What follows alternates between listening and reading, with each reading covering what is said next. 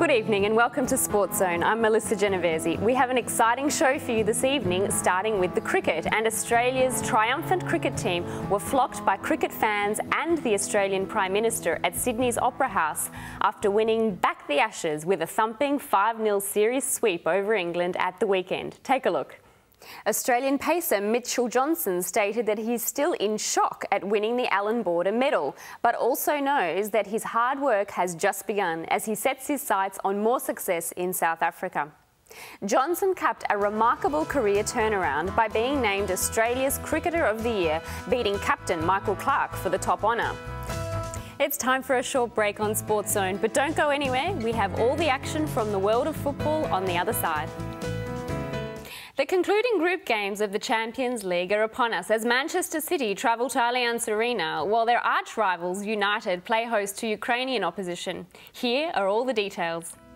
Crippled by a player strike and facing serious financial difficulties, Zimbabwe cricket has turned down a one-off test against South Africa before the top-ranked South Africans host Australia next month. Zimbabwe cricket spokesman Lovemore Banda stated that the Zimbabweans weren't able to accept the offer and will instead play 2 tests and a limited overs series against South Africa sometime around August. Time for a quick break on the show, but don't go anywhere as we return with all the excitement from the first Grand Slam of the year. Stay tuned.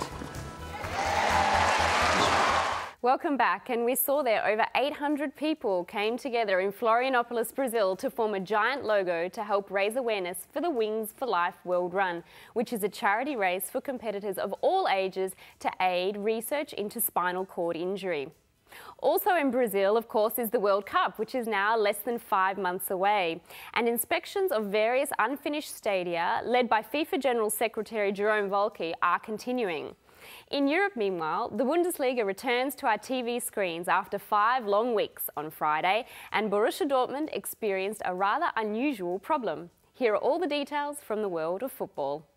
The Supreme Court that is expected to hear the Board of Control for Cricket in India's petition seeking to stop the former IPL Commissioner Lalit Modi from taking over as president of the Rajasthan Cricket Association has announced that they will look into the matter only if Modi wins the elections. The Apex Court will open the sealed envelope containing the result of the elections on January 17. Time for one last break on the show. Don't go anywhere, a lot more from the world of sports on the other side. The Dakar Rally never fails to thrill the motorsport fans. But moving on to the golfing greens for now, Zach Johnson started the new year the same way he ended the last one. He won the Hyundai Tournament of Champions with a bogey-free 66 in the final round at Kapalua, Hawaii. He just pulled away with 3 straight birdies on the back 9 and registered a one-shot victory over Jordan Spieth. And that's just about all for today's bulletin. We leave you now with some amazing daredevil moments from the second round of the X-Trial World Championship, which took place in Marseille, France. From all of us here at Sportszone, take care and goodbye.